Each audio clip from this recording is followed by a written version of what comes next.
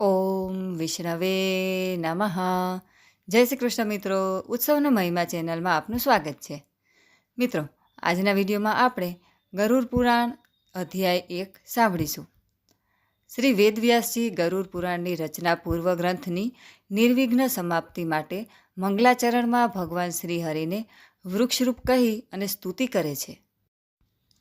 શ્રી ભગવાન વિષ્ણુરૂપી વૃક્ષ સર્વશ્રેષ્ઠ છે. ભગવાન રૂપી વૃક્ષના ધર્મ સ્વરૂપ દ્રઢ મૂળ છે. વેદ એની શાખાઓ છે, જેનાથી તે વધુ દ્રઢ બંધાય છે. પવન આદિ કોઈ પણ શક્તિ તેને હટાવી શકતા નથી. વેદ આ વૃક્ષનું થડ છે. પુરાણ શાખાઓ અને જ્ઞાન, તપ, દ્રવ્યમય, યજ્ઞાદિ એના પુષ્પો છે. આવા શ્રી હરિરૂપી વૃક્ષના આશ્રિત જીવોને મોક્ષરૂપી ફળ પ્રાપ્ત થાય છે. પ્રાચીન સમયની વાત છે. નૈમિષારણ્યમાં ક્ષેત્રમાં સૌનક વગેરે ઋષિઓએ અનેક મહર્ષિઓની સાથે 1000 વર્ષ સુધી ચાલવાવાળા યજ્ઞની શરૂઆત કરી હતી. આ યજ્ઞ કરવાથી એમને સૌને મોક્ષ મળે અને સ્વર્ગની પ્રાપ્તિ થઈ શકે. એવામાં અચાનક જ સૂતજી ત્યાં આવ્યા. ત્યારે સર્વ ઋષિઓ હર્ષ વિભોર બની ગયા અને તેમનો ખૂબ જ આદર સત્કાર કર્યો. હર્ષિત થવાનું એક વિશેષ કારણ હતું. સૂતજી પૌરાણિક કથાઓ કહેવામાં સિદ્ધહસ્ત હતા અને તેમણે અલગ અલગ રૂપોથી અનુભવ પણ પ્રાપ્ત કર્યો હતો. આ બાબતની સૌ ઋષિઓને જાણ હતી. આથી તેમણે સૂતજીને કહ્યું, તમે અમને આ સૃષ્ટિ, ભગવાન, યમલોક તથા અન્ય શુભાશુભ કર્મોના સંયોગમાં મનુષ્ય કયા રૂપને પ્રાપ્ત કરે છે એ બતાવવાની અમારા પર કૃપા દ્રષ્ટિ કરો. સૂતજી બોલ્યા, આ સૃષ્ટિના કર્તા નારાયણ વિષ્ણુ છે. તે જ નારાયણ વિષ્ણુ જળમાં રહેવાને કારણે નારાયણ છે. લક્ષ્મીના સ્વામી છે અને એમણે અનેક અવતાર ધારણ કરીને પૃથ્વી પરના અધર્મનો નાશ કર્યો છે અને પૃથ્વીના ભારને ઓછો કર્યો છે. આ રીતે પૃથ્વીની રક્ષા કરી છે. એમણે રામનો અવતાર ધારણ કરીને લંકાના રાજા રાવણ, જે મહાઅભિમાની રાક્ષસ હતો, તેનો વધ કરીને ઋષિમુનિ અને દેવોને તેના ત્રાસમાંથી મુક્ત કર્યા. એમણે નૃસિંહ અવતાર ધારણ કરીને પ્રહલાદ, જે પોતાનો ખાસ પ્યારો ભક્ત હતો, તેનો ઉદ્ધાર કર્યો.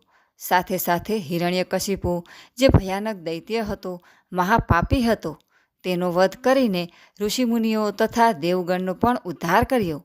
ભગવાનના હાથે દૈત્યનો વધ થવાથી તેને પણ મોક્ષની પ્રાપ્તિ થઈ.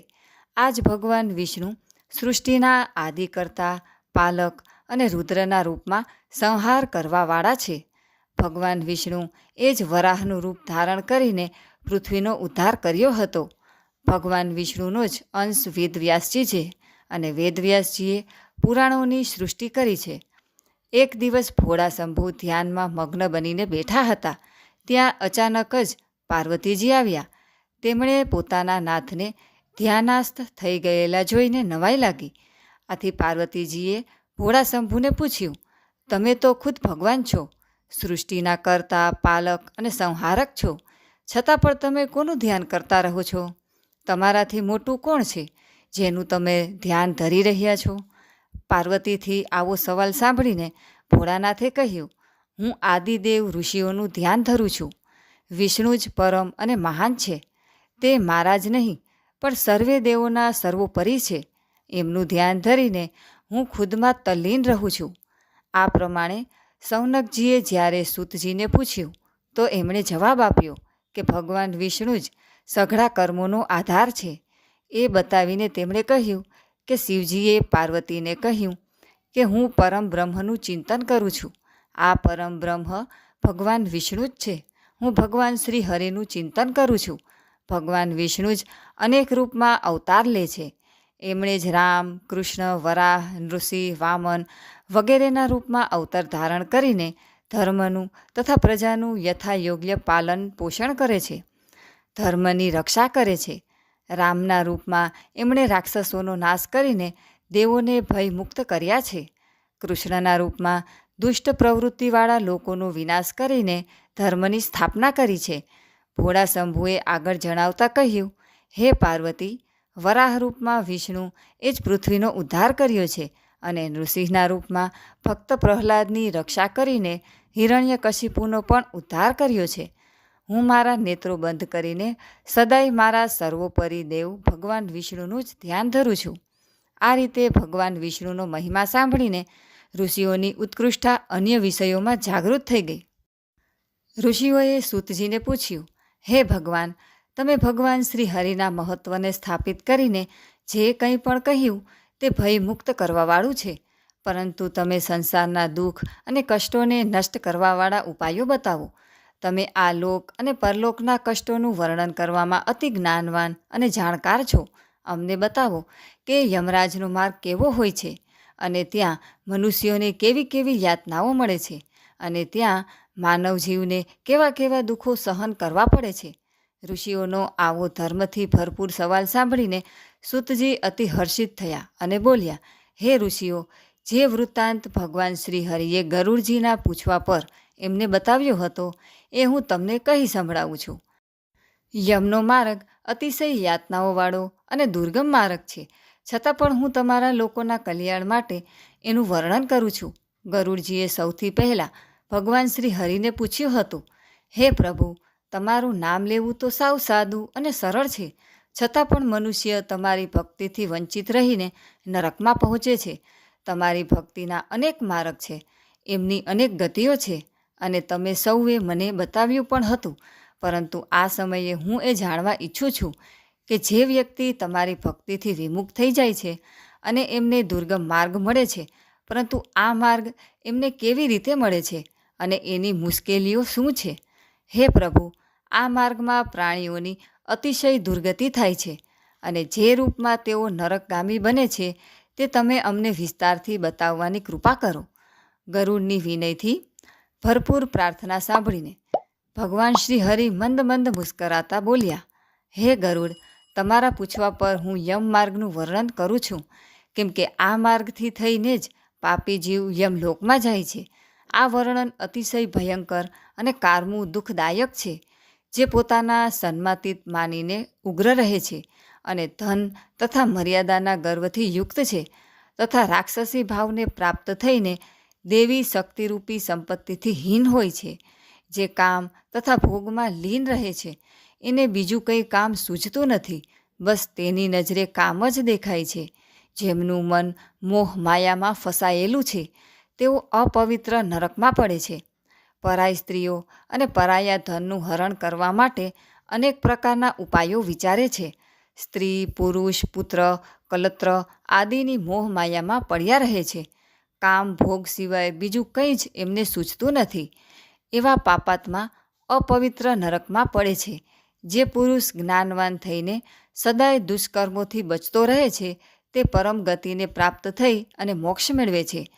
પાપાત્મા આત્માલોકમાં અનેક ભયાનક યાતનાઓ અને દુઃખો ભોગવે છે, અને અંતમાં યમયાતના ભોગવે છે. પાપી આત્માનો આ લોકમાં જે પ્રકારના દુઃખો પ્રાપ્ત થાય છે, હે ગરુડ, તેને તમે ધ્યાનથી સાંભળો. પછી દુઃખ ભોગવીને જ્યારે મૃત્યુ પ્રાપ્ત કરીને જે પ્રકારે યમયાતના મેળવે છે તે પણ હું તમને કહું છું. મનુષ્ય સંસારમાં જન્મ ધારણ કરીને પોતાના પૂર્વજન્મના સંચિત કરેલા પુણ્ય અને પાપને લીધે સારા અને ખોટા ફળ ભોગવે છે. વૃદ્ધાવસ્થામાં શેષ અશુભ કર્મના ફળરૂપે શરીરમાં કોઈ ભયાનક વ્યાધિ થાય છે, યા તો હાથ પગ ભાંગવાથી અપંગ બને છે, યા તો પુત્ર દ્વારા હેરાન પરેશાન થઈને ભયાનક યાતના ભોગવે છે. અંતે મરણના ભય અને આપત્તિને કારણે તે હતાશ નિરાશ રહે છે. તેના મુખ પરનું હાસ્ય સદાય ગાયબ થઈ જાય છે, છતાં પણ તે જીવવાની આશા રાખે છે. યુવાવસ્થામાં જેઓનું પોષણ કર્યું છે એવા પુત્ર પત્નીથી યા પુત્રીથી શોષણ થવા છતાં પણ તેના વૈરાગ આવતો નથી. ત્યાં જ બળવાન જબરજસ્ત સાપની જેમ કાળ અચાનક જ એના માથે આવીને ડોકાય છે. વૃદ્ધાવસ્થાને કારણે રૂપ વિનાનો કદરૂપો બનીને ઘરમાં જ મૃતક એટલે કે મરેલાની જેમ રહે છે. પુત્રો દ્વારા અપમાનજનક રીતે અપાયેલું ભોજન એ કૂતરા સમાન ખાય છે. રોગ, બીમારી અને મંદગ્નિના કારણે એનો ખોરાક ઓછો થઈ જાય છે, અને હરવા ફરવાની એની શક્તિ ઓછી થવાથી ચેષ્ટા વિનાનો બની જાય છે. વધારે કફથી શ્વાસનળીઓ રૂંધાઈ જાય છે. શ્વાસ લેવા કે બહાર ધકેલવામાં અડચણ આવે છે. ઉધરસ અને શ્વાસના રોગને કારણે કંઠમાંથી ખરર અવાજ નીકળે છે. શરીરમાં ચેતના હોવાને કારણે ખાટલામાં પડ્યો પડ્યો વિચારતો હોય છે. પરિવારજનોથી ઘેરાયેલો તે મોતની સમીપ પહોંચી ગયો હોય છે. કોઈ બોલાવે તો તે બોલી શકતો નથી. આવી સ્થિતિ હોવા છતાં ઘર પરિવારના પાલન પોષણમાં એનો જીવ અટવાય છે. પરિવાર પ્રત્યેના મોહમાયામાં અટવાયેલો તે રડતો રડતો મરણ પામે છે. હે ગરુડ, મૃત્યુના સમયે દેવતાઓની સમાન પ્રાણીની પણ દિવ્ય દ્રષ્ટિ થઈ જાય છે. તે સંસારને પ્રભુમય જુએ છે અને કંઈ પણ બોલવાને અસમર્થ થઈ જાય છે. ઇન્દ્રિયોની વ્યાકુળતાથી ચૈતન્ય પ્રાણી પણ મૂળની સમાન થઈ જાય છે. આ કારણે નજીક આવેલા યમદૂતોના ભયથી પોતાના સ્થાનથી ચલાયમાન થઈ જાય છે. જ્યારે પ્રાણી વગેરે પાંચેય તત્વો પોતાના સ્થાનથી ચાલે છે ત્યારે મરતા સમયે પાપીની એક ક્ષણ પણ કલ્પની સમાન વીતે છે. 100 વીંછીના કરડવાથી જે પીડા થાય છે એવી જ યાતના વ્યથા શ્વાસોના નીકળતા સમયે થાય છે. યમદૂતોના ભયથી એ જીવના મોંમાંથી લાળ ઝાગ પડવા લાગે છે. આથી પાપીઓના પ્રાણવાયુ ગુંદાના માર્ગમાંથી નીકળે છે. પ્રાણ નીકળતા સમયે પ્રાણીઓને યમદૂત મળે છે, જે ભયાનક ક્રોધથી લાલ નેત્રવાળા, ભયાનક ચહેરાવાળા, પાસ અને દંડ લઈને ઊભા હોય છે તથા નગ્ન નરીર અને દાંતને પીસતા હોય છે. ઉપર ઉઠેલા કેશવાળાની સમાન કાળા આડા તેડા મુખવાળા વિશાળ નખરૂપી શસ્ત્રવાળા યમદૂત ત્યાં આવીને ઉપસ્થિત રહે છે. એ દૂતોને જોઈને ભયથી તે પ્રાણી મળમૂત્રનો ત્યાગ કરવા લાગે છે. આ અવસ્થામાં હાય હાય કરતો જીવ શરીરથી નીકળીને અંગૂઠાની સમાન શરીરને ધારણ કરે છે અને મોહથી વશ થઈને પોતાના ઘરને પરિવારજનોને જુએ છે. તે સમયે યમદૂતો દ્વારા પકડાઈ જાય છે. તે અંગુષ્ઠ માત્ર શરીરને યાતનારૂપી શરીરથી ઢાંકીને ગળામાં દોરડી બાંધીને યમદૂત લઈ જાય છે. જેમ કોઈ અપરાધી પુરુષને રાજાના સૈનિકો પકડીને લઈ જાય છે અને ગુનો કબૂલ કરવા માટે યાતનાઓ આપે છે, એ જ રીતે યમદૂતો જીવને લઈ જઈને માર્ગમાં ધમકીઓ આપે છે તથા નરકોના ભયાનક દુઃખોનું વર્ણન વારંવાર કરીને જીવને ભયભીત કરે છે. યમના દૂતો એને ભયાનક રીતે ડરાવીને ધમકાવીને કહે છે, અરે ઓ દુષ્ટાત્મા, તું ઝડપથી ચાલ. યમનો માર્ગ અનેક સંકટો ભર્યો અને ખૂબ જ લાંબો છે. તારે યમલોકમાં જવાનું છે, તેથી મોડું ન કર. ત્યાં જઈને તારે કુંભીપાક વગેરે નામના નરકો તારે ભોગવવાના છે. યમના દૂતોની આવી વાતો સાંભળીને જીવ અતિશય ડરી જાય છે. પોતાના પરિવારજનોનો વિલાપ સાંભળતો એ જીવ હાય હાય કરે છે. યમના દૂતો તેને માર્ગમાં શિક્ષા આપતા રહે છે. યમના દૂતોના ધમકાવવાથી એમનું હૈયું કંપી ઉઠે છે. ભયથી ધ્રુતો તેને પોતે આચરેલા પાપ કર્મ યાદ આવે છે.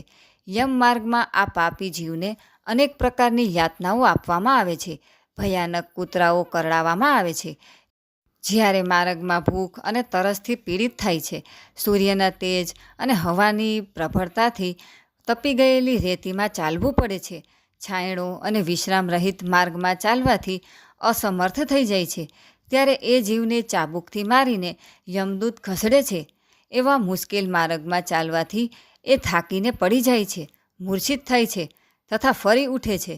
આ રીતે તે જીવ અંધકારમય યમલોકમાં પહોંચી જાય છે. તે જીવ 3 અથવા 2 મુહૂર્તમાં યમલોકમાં પહોંચી જાય છે.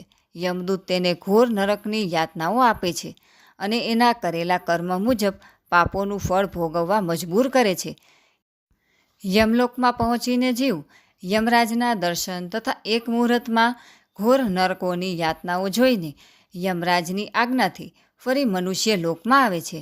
અહીંયા આવવા પર પુનઃ પોતાના પહેલાંના શરીરમાં પ્રવેશ કરવાની ઈચ્છા કરે છે, પરંતુ યમદૂતો એને પાસથી બાંધીને રાખે છે. આ કારણે તે ભૂખ તરસના અસહ્ય દુઃખને સહન કરીને અને વિકળ થઈને રડવા લાગે છે. ત્યારે મૃત્યુના સમયે પુત્રો દ્વારા આપવામાં આવેલ પિંડને તથા મરણના સમયે આપવામાં આવેલા દાનને જીવ ખાય છે. ત્યારે પણ એ પાપી જીવની તૃપ્તિ થતી નથી. એના પુત્રો દ્વારા આપવામાં આવેલા દાન, શ્રાદ્ધ અને જલાંજલિથી પાપી રૂપના કારણે તૃપ્તિ થતી નથી. આનાથી પિંડદાન આપવા પર પણ તે અતિશય ભૂખથી વધારે આકુળ વ્યાકુળ થઈ જાય છે.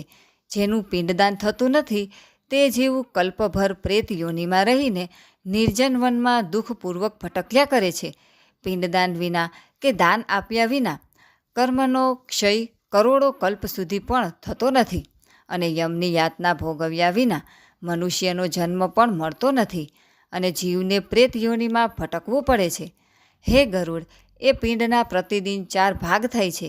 એમાંથી 2 ભાગ પંચભૂતો માટે હોય છે, જેનાથી દેહની પુષ્ટિ થાય છે. ત્રીજો ભાગ યમદૂતોને મળે છે અને ચોથો ભાગ એ પ્રેતને ખાવા મળે છે. આ રીતે પ્રેતને 9 દિવસ સુધી પિંડદાન ખાવા મળે છે. 10મા દિવસે પિંડદાનથી પ્રેતનું શરીર નિર્મિત થાય છે અને ચાલવામાં સામર્થ્ય પ્રાપ્ત કરે છે. હે પક્ષીઓમાં શ્રેષ્ઠ ગરુડ, પૂર્વ શરીર અગ્નિમાં બળી ગયા બાદ પુત્રો દ્વારા આપવામાં આવેલા પિંડોથી એ જીવને નવો દેહ મળે છે અને એ જીવ 1 હાથ જેટલું નાનકડું શરીર મેળવીને યમ માર્ગમાં પોતાના શુભ અશુભ કર્મોને ભોગવે છે. હવે હું 10 દિવસના આપવામાં આવેલા પિંડથી જે પ્રકારે શરીર બને છે એનું વર્ણન કરું છું. હે ગરુડ, તું ધ્યાનથી સાંભળજે. પ્રથમ દિવસના પિંડથી માથું, બીજા દિવસના પિંડથી ગરદન અને ખંભો, ત્રીજા દિવસના પિંડથી હૃદય બને છે, ચોથા દિવસના પિંડથી પીઠ, પાંચમા દિવસના પિંડથી નાભી ઉત્પન્ન થાય છે, છઠ્ઠા દિવસના પિંડથી કમર, ગુંદા, લિંગ, યોની અને માંસપિંડ વગેરે બને છે, સાતમા દિવસના પિંડદાનથી હાડકાં તૈયાર થાય છે અને આઠમા તથા નવમા દિવસના પિંડદાનથી જાંઘો તથા પગ બને છે. 10મા દિવસના પિંડથી એ શરીરમાં ભૂખ અને તરસ ઊભી થાય છે. પિંડથી પેદા થયેલા શરીરનો આશ્રય લઈ ભૂખ તરસથી તડપતો પ્રેત 11મા અને 12મા દિવસે શ્રાદ્ધમાં આપેલું ભોજન કરે છે. 13મા દિવસે યમદૂતના પાસમાં બંધાયેલો એ જીવ બંધાયેલા વાંદરાની જેમ યમલોકમાં જાય છે. હે ગરુડ, વૈતરણીને છોડીને ફક્ત યમલોક 86,000 યોજન વિસ્તારમાં ફેલાયેલું છે. હવે આ જીવને દરરોજનું યાની 24 કલાકમાં 247 યોજન યમદૂતોની સાથે સતત ચાલવું પડે છે. ચાલવાવાળા આ માર્ગમાં 16 નગરો આવે છે, જેને પસાર કર્યા પછી જ ધર્મરાજના નગરમાં એ જીવ પહોંચે છે. એ નગરોના નામ આ પ્રમાણે: સૌમ્યપુર, સૌરીપુર, નગેન્દ્ર ભવન, ગંધર્વ, શૈલાગામ, કૌચ, કરપુર, વિચિત્ર ભવન, દુઃખદ, નાનાકંદપુર, સુતપ્ત ભવન, રૌદ્રનગર, પર્યાવર્ષણ, સીતાદય, ધર્મપુર અને 16મું નગર યમપુરી છે. યમના પાસમાં બંધાયેલો એ પાપી જીવ માર્ગમાં રોતો કકડતો પોતાના ઘરને છોડીને યમલોકમાં જાય છે. યમલોકમાં જવાવાળો પાપી જીવ અનેક ભયાનક યાતનાઓ અને કષ્ટોને સહન કરતો કરતો પીડિત થતો રહે છે. તેની પીડાનો અંત આવતો જ નથી. તે પોતાના કર્મોના વિષયમાં ચિંતન કરતો અનેક જાતના ભયાનક દુઃખ તથા પારાવાર કષ્ટો ભોગવે છે. આમ છતાં પણ જો તે ફરીથી જન્મ પ્રાપ્ત કરે છે ત્યારે એ જ પ્રકારે ભગવાનને ભૂલીને સારા નરસા કર્મો કર્યા જ કરે છે. હે વાચક મિત્રો, તમારા માતા પિતા, પુત્ર પુત્રી કે પત્ની યા સ્નેહીજન મરણ પામે ત્યારે તમારી યથાશક્તિ દાન તથા પિંડદાન 12 દિવસ સુધી અવશ્ય કરજો, નહીતર તમારા એ આપ્તજન મોક્ષ પામશે નહીં અને પ્રેત યોનિમાં હજારો કલ્પો સુધી પ્રેત બની અને ભટકતા રહેશે અને યાતનાઓ ભોગવશે. માટે આપ્તજનોનો ઉદ્ધાર કરવા માટે પિંડદાન, શ્રાદ્ધ અને દાન અવશ્ય કરવું જ. ઇતિ શ્રી ગરુડ પુરાણે સારોદ્ધારે પાપીનામ એહિકા મુષ્મિક દુઃખ નિરૂપણમ નામ પ્રથમોધ્યાય સમાપ્તમ. બોલો વિષ્ણુ ભગવાનની જય. તો મિત્રો, આજના વિડીયોમાં આપણે ગરુડ પુરાણ પ્રથમ અધ્યાય સાંભળ્યો. વિડીયો પસંદ આવે તો લાઇક, શેર તથા અમારી ચેનલ જો તમે પહેલીવાર જોઈ રહ્યા હોય તો સબસ્ક્રાઈબ કરવાનું ભૂલશો નહીં. સર્વે ભક્તોને મારા જય શ્રી કૃષ્ણ.